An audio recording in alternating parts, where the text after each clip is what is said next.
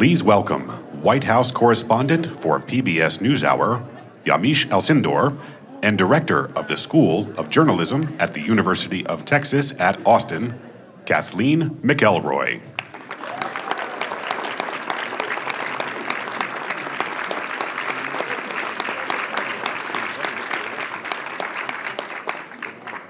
It's just wonderful having Yamiche here.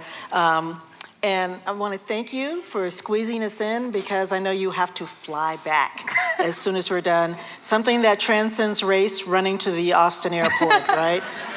So thank you for giving us a little bit of time.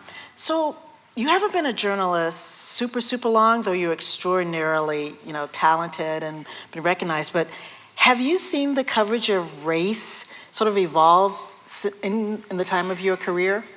Well, one, thank you so much for having me here. It is one of those things where people, I think, are now wedded to being in DC because the news is just happening so quickly. But I'm very, very happy to be here. And in terms of the evolution of race, I'll say I got started in journalism because I learned of the story of Emmett Till, a young African-American man who was 14 years old, killed in Mississippi, murdered in Mississippi by a group of racist white men. And I remember thinking and learning about that story and wanting to be a civil rights journalist, wanting to be the person who somehow found the image of Emmett Till and broadcast it to the world as Jet Magazine did. Yes, but I never imagined that I would be covering stories like that until I realized that I was covering stories like Trayvon Martin, or covering stories like 9 people shot in South Carolina at the church, at Mother Emanuel. So I think what I've learned is that race is this thread in America that we've just been wrestling with for so long. I don't know if the coverage has changed. I think that we've gotten smarter about race. We've gotten smarter about calling things out and gotten smarter about explaining to people all the different ways that race plays a part in people's lives. I think we've gotten better about explaining about the fact that schools aren't really integrated in the way that we think they are, that the healthcare system, that Black women are still much more likely to die in childcare, and in politics, that the people who are running our government are not always as representative of the broader America. So I think we've gotten smarter about covering that, but I think that we have so much more we could be doing, because I think for a lot of people still, and I would say people even that understand the idea of race, they don't really understand how much it can touch people's lives every day. We were talking about this backstage. It's like, there are communities of color that don't trust mainstream media and put it in that same bucket as FBI or the police and all of that. I mean, have you seen that sort of play out in covering communities? So I've always been someone who's found that I find it to be an extreme privilege to be a journalist. I find it to be an extreme privilege that anyone speaks to me, that especially a mother who maybe has lost their son or daughter to a shooting with police, or a source at the White House who picks up my phone calls in the middle of the night when I'm trying to figure out some information about the Mueller report. I find all of that to still be a privilege. Even though I think people, of course, who are in public office, they owe us the right to talk to the media in a way that a struggling mother in maybe Ferguson, Missouri doesn't. But I think what I've found is that you need to prove to people your own personal integrity. I think covering Ferguson for years and years and years, that community was saying we are not being treated fairly by the police. We are not being treated as our white counterparts by the police. And it took years, not only for Ferguson to happen and for there to be protests and then for there to be some rioting for people to really look into that, but then the federal government comes out with a report years later saying, yes, in fact, African Americans are the people that are stopped more in Ferguson. They are the people that the dogs are being used on. They are the people that force are being used on more than their white counterparts. But so I think if you're someone living in Ferguson, you think, I've been telling you that forever, and the news media hasn't been reflecting that. So I think when we look at this era of fake news, we have to remember that for a portion of this country, the idea of the media not representing them is not new.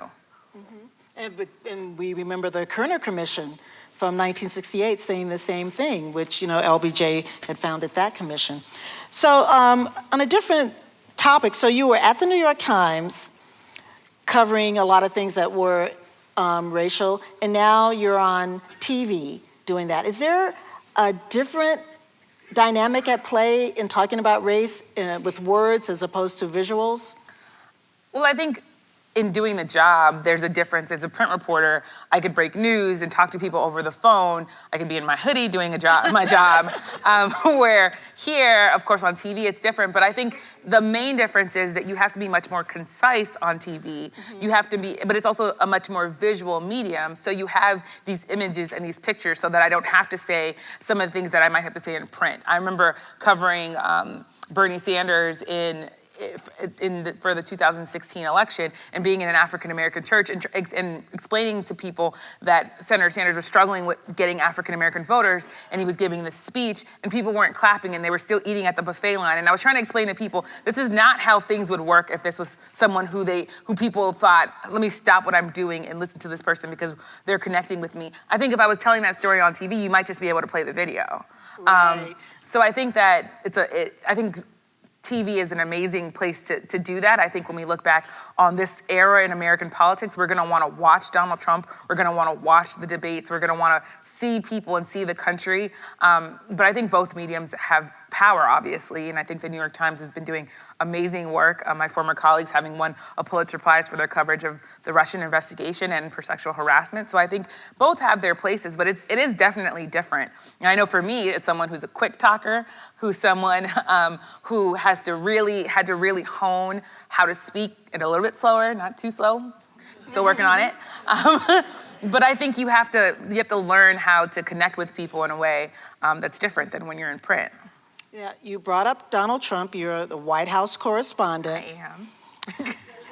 And when you talk about Trump and race, we could take that so many places, but let's start off with a Pew survey released this week reports that 56% of Americans, though it still breaks down along partisan lines, say Trump has made race relations worse in this country since he took office.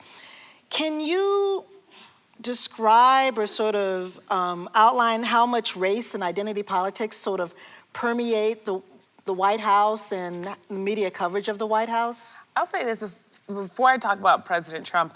I interviewed so many people during the 2016 campaign, not a bunch of people, but some people who spoke about President Obama as if he was an affront to their existence, as if seeing an African-American man in the office and seeing his two daughters in dresses that were at state dinners, that somehow made a lot of people in this country angry.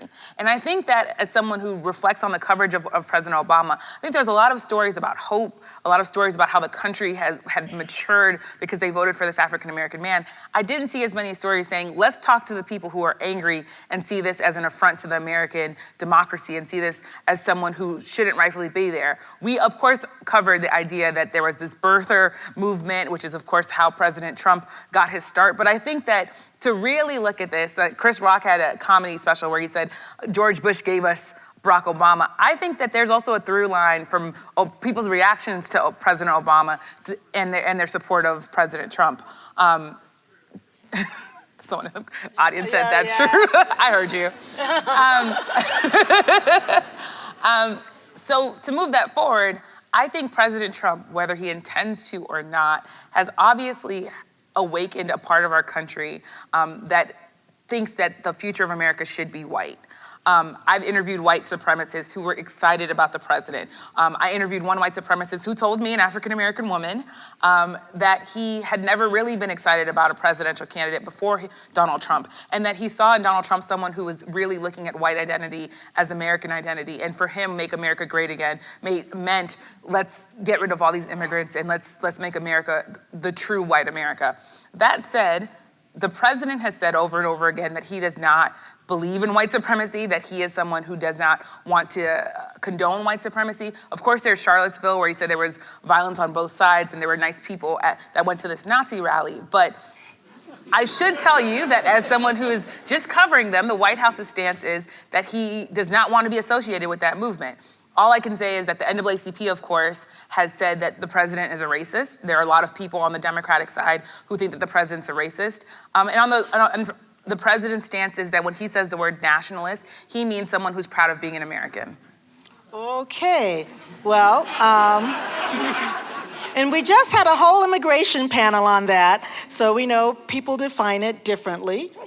But let's dive a little bit deeper into this fake news in media.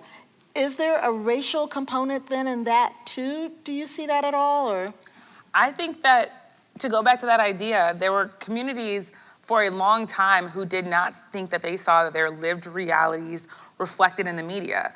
That they saw African American men as suspects and mugshots, that they thought that that the story of Chicago was only about Black people shooting each other, that there wasn't enough coverage about the entrepreneurs that live in Chicago, that the people that are trying to change their communities weren't covered enough. I think that we would be wrong to say that only Donald Trump, only when he came out did people start questioning the motives and bias of the media. So I think as a reporter, our responsibility is not to change people's minds, because I don't think that we can change people's minds. Our responsibility is to get the facts right, to be respectful of people when we interact with them, and to hold powerful people accountable.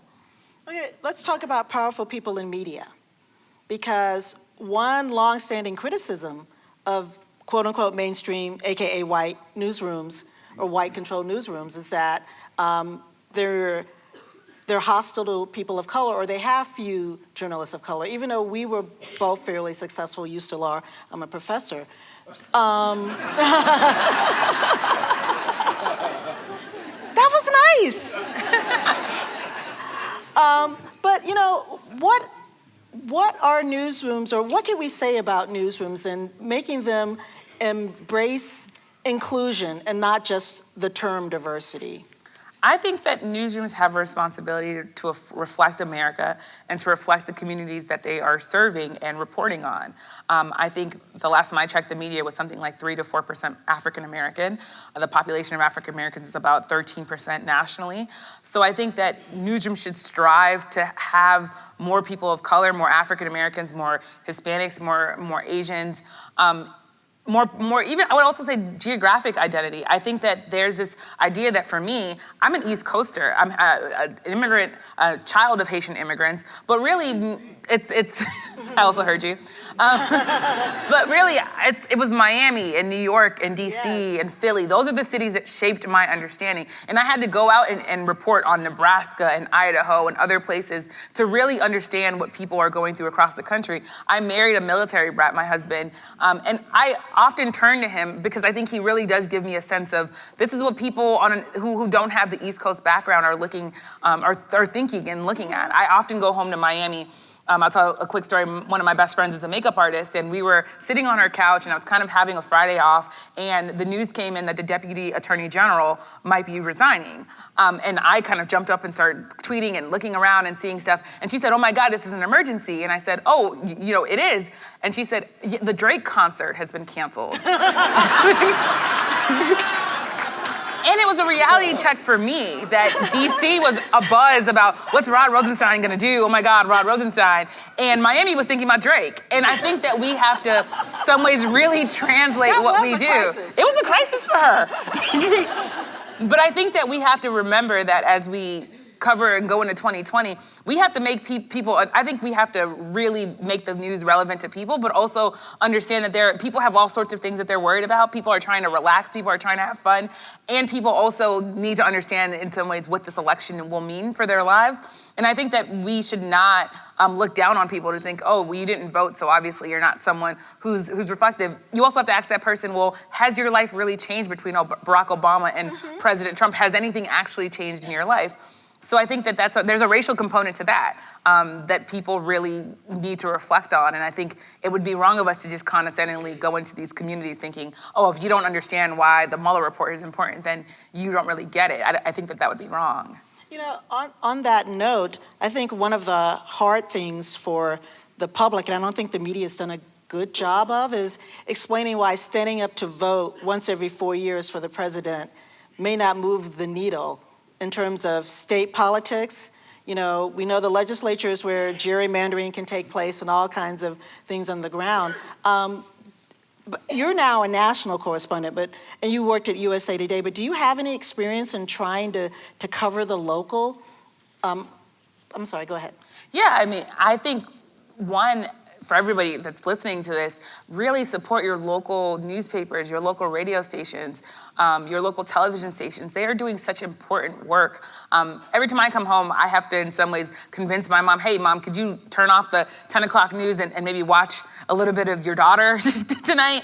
And it's because my mom understands that when she watches local news, they're telling her about something that's happening right outside her doorway. Now, I should say, because my mom might be watching, she does like watching me, so it's not that she doesn't. But there is something that really, in my mom's own lived experience, I can see the value of local news. And local news is where you learn about how your school district is doing, where your tax dollars are going. Your mayor might have more of an impact than President Trump ever will. So I think there's a sad thing because, of course, we know that local media has been really dwindling and that there have been all sorts of mass layoffs and sad things. And I got my start in local news. I worked at the Miami Herald, the Seattle Times. So I think that there's complete Newsday. I think there's a complete. I worked at Newsday. I feel like Newsday is one of those things. It's like a university almost. Like everybody's like an alum of Newsday, which is a paper on Long Island. But I remember I covered this really small city council meeting where there was an issue about permanent life insurance being given to elected officials, and it was going to cost a bunch of money. And I was the only one there that wrote about it. The next time I went, it was like 300 people were at this meeting. And it reminded me just how important local news is. So let's... So I teach 19-year-olds who are enthusiastic, they're passionate, they really want to change the world. Many of them are young journalists of color. Is there any advice you'd give to just the big circle of UT journalists whom we hope will change the world, and students who are trying to find their place in a field that hasn't always been the most embracing of them? I think the first thing is to really go at whatever you're doing, if it's journalism or something else, but in this case, journalism, with a real passion. I think that everyone who I know who wanted to be a journalist is a journalist, and they're thriving. I have friends that work at the New York Times, and maybe it took them 10 years to get to the Times instead of 3 years. I think it's easy sometimes to look at other people's trajectories and say, oh, I've been at this for 10 years and I'm not working at the New York Times yet. That's okay. Just keep on going, and find people around you that are a community of people who are willing to help you and willing to really support you. I got lucky that I had people like Gwen Eiffel, who I met because we had the same hairdresser. Gwen was an extraordinary person, and she was willing to get on the phone with someone like me and talk through things. One of her really good friends, Athalia Knight, she was a longtime journalist at the Washington Post. I call her my journalism mom because Athalia has just seen me through so many different things, and I call her when I'm having a bad day at work or if I need to figure something out. So I think really having people who are going to have your back and really support you in wanting to be a journalist, because it's hard. And I think someone told me this, I think it's important to have tunnel vision in some ways. There are a lot of different ways that you're going to make huge salaries, but journalism, I think, is something that will, at least if you really want to be a journalist, will fill you with this pride and this sense of responsibility that I think is worth doing the work. Oh, that's just awesome. And the fact that you knew Gwen and could see her as a role model. I mean, we don't talk enough about how role models are important. Nike commercials from the 80s, I know, sort of played with that. But we now know seeing people like yourself in positions of power and substance is important to young people. And I'll say, also, for young people or people that are rising in their careers, turn around and pay that same thing for someone else.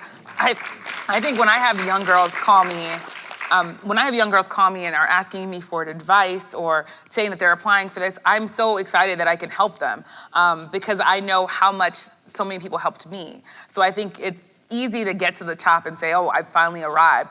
But you should definitely be helping people along the way. And the idea of a mentor being only a year or two older than you is great. You can sometimes have the best advice for people that have just done what you did. Some of my mentors are 20 years older than me. Some of the people that I would consider mentors are a year older than me, that just went through the process, just graduated school, but they knew what was going on in that specific moment.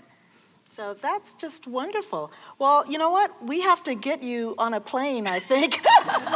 But is there anything, and especially in regard to the overall conversation about race and media, I don't want you to make crazy predictions or anything like that, but where do you see this conversation going, the mediated conversation?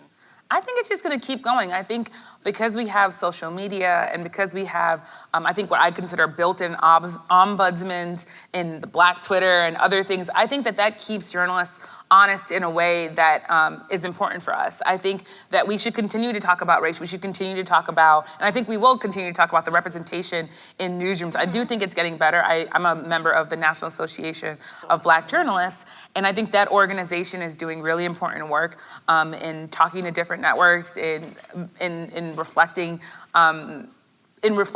the importance of diversity in newsrooms. And I think, the fact that I'm an African-American woman with an afro at the White House, I think that bodes well for our future. Yes. Well, thank you so much. Thank you.